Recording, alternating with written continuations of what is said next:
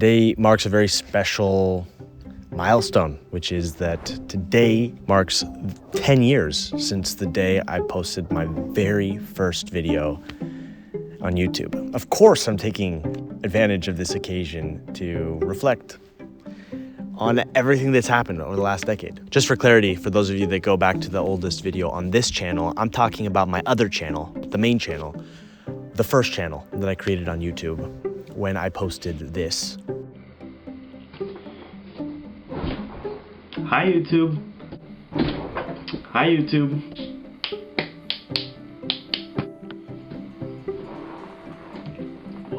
It's fair to say that YouTube has completely and utterly changed my life. I started off this whole journey as a 17-year-old living in my parents' home. And now I'm a man living in a different continent in my own home.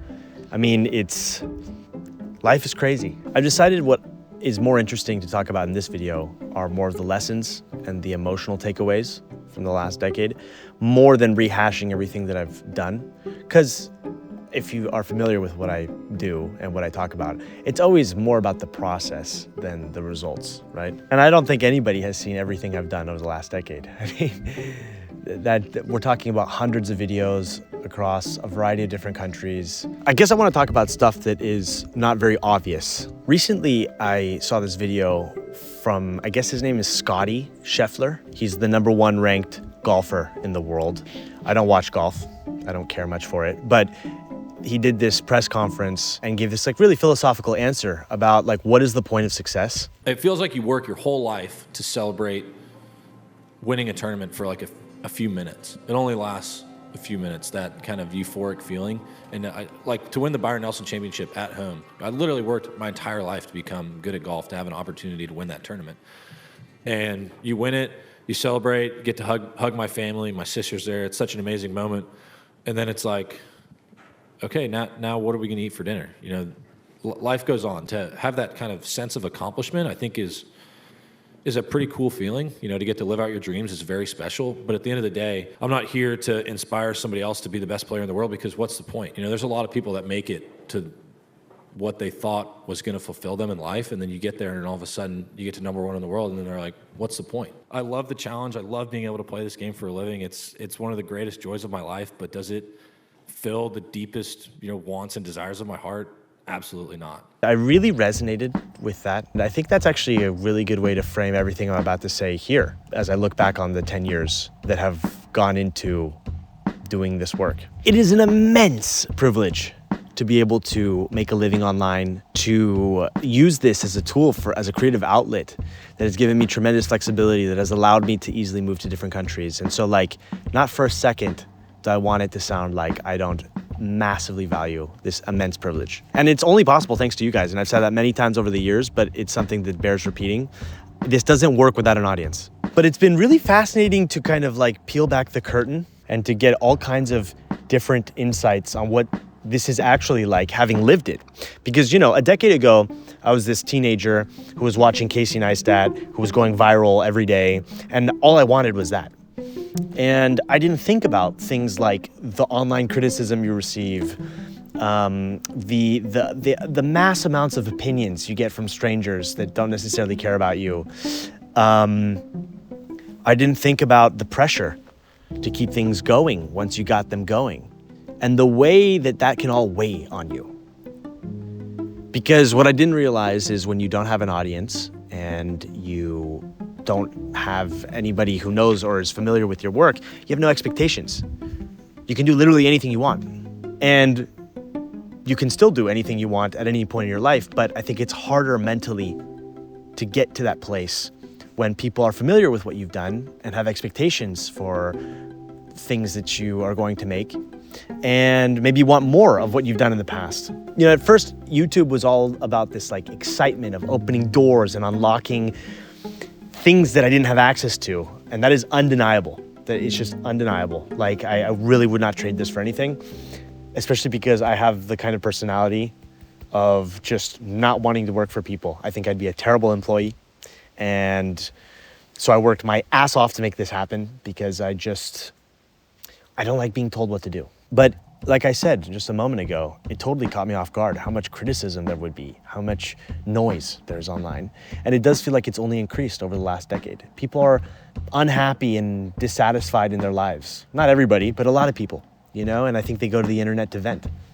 And learning to just filter out that noise, to stay focused on what's important in my life has been a journey. And then another thing that really tripped me up over this last decade, and that's just been such an interesting thing to explore is, and I know this is all just ego, okay? So I'm just saying this so you understand that I'm aware. But I really developed like status, if you will, in the land of YouTube.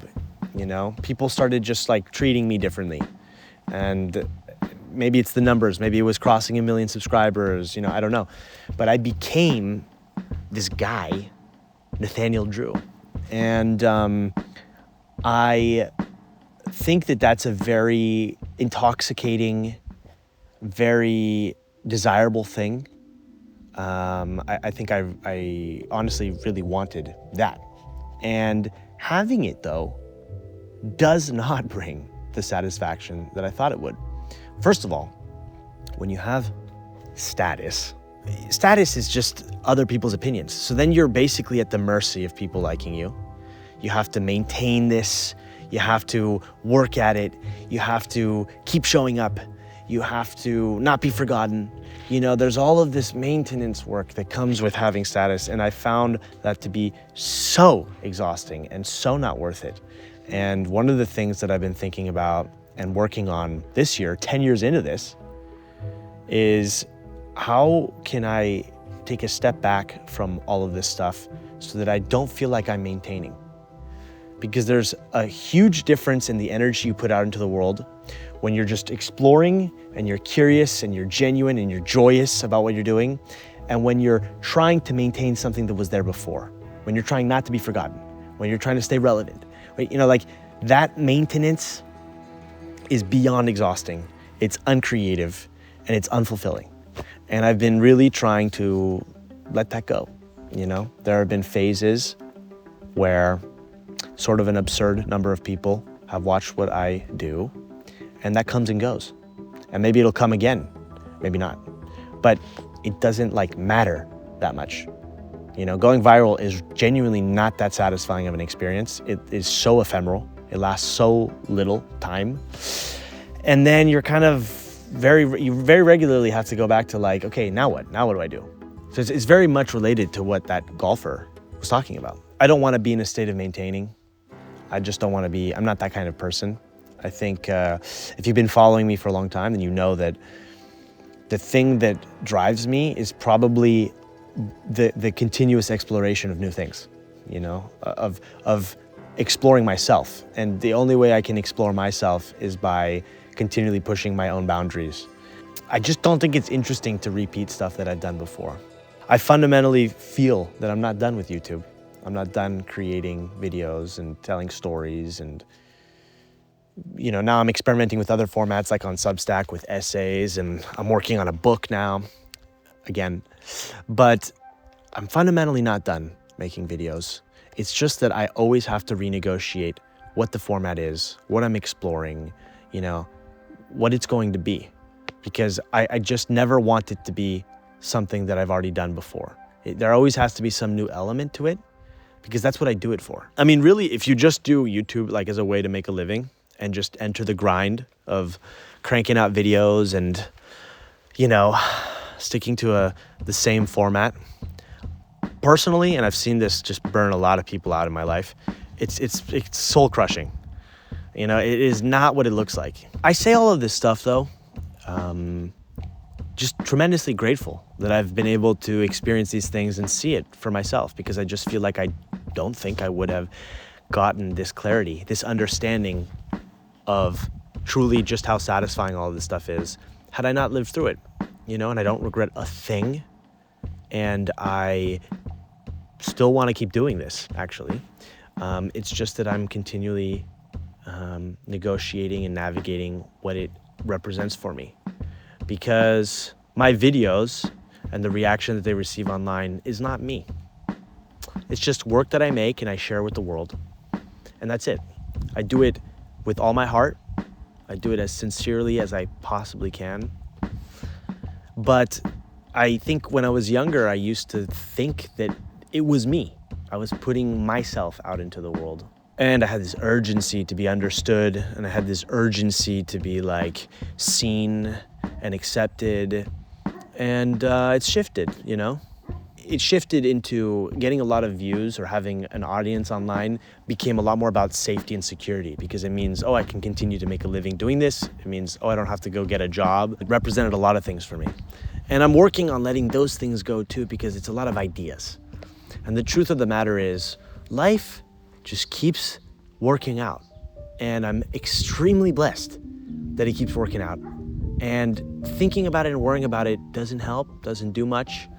I'd much rather have faith in life, where my karmic path is supposed to take me. I hope all this makes sense. You know, I also don't really mind if it doesn't, because I think that this will make sense to the right people. We're all in different places in our journeys. And I think that if I heard myself talking 10 years ago, I feel like a lot of this would have gone in one year and not the other. And that's because I just had to live what I had to live through. This is also just why I don't treat the topics of self-improvement in the same way. It has become a lot more philosophical and emotional and spiritual, I suppose, because there's so much more depth and profundity there, I think, to explore. I don't know, these are just some reflections on the last 10 years of my life. It's been just an unbelievably rich journey. I don't think I could have spent my 20s in any better way. I'm just fucking so thrilled with how life is going. It's so rich, so rich. I love it. And I can't wait to see where things go from here. I think it's important to remember, I mean, I can be such a drama queen, but sometimes I get scared and go like, oh my God, I don't know how much longer this is gonna last. I'm 27, like, we're still in the early days of my career. If I'm lucky enough to live a normal length of life, which isn't guaranteed, but you know, I'm healthy right now. If I'm lucky enough to live for a few more decades, we got a ways to go, folks. There's going to be so much more to come. It's exciting. It's exciting in a different way than it used to be, but I feel that excitement still. I just absolutely adore how life has its twists and turns, and I can never predict where things are gonna go. I'm such an unpredictable dude, and I've decided to just lean into it instead of just make promises and kind of, okay, this is who I am now. Okay, this is where I'm going to be living or doing. Fuck it, dude. Fuck it. Every year, every 6 months, every month, every day is a new surprise, a new direction to move in, new discoveries to be made. I don't know how to say this without it being sort of cliche and corny, but I'm unbelievably grateful to all of you for watching, supporting, commenting, to those of you that have taken my courses, to those of you that have bought clothing that I've made, to those of you that have just liked or shared my videos with anybody. I mean, all of it is just, there's a weird kind of magic to it, because it's the power of the internet. It's the power of our interconnected world. How unbelievably cool. Yeah, I think this year, there's been maybe a little bit of a lull, because I'm processing a lot of stuff in my personal life and changing as a person. But there will be so much more to come. I'm so excited to share with all of you. So yeah, let's see where life takes all of us, right?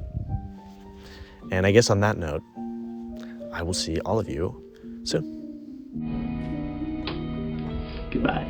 It's been nice meeting you. Have a nice day. Goodbye now. See you later. Goodbye.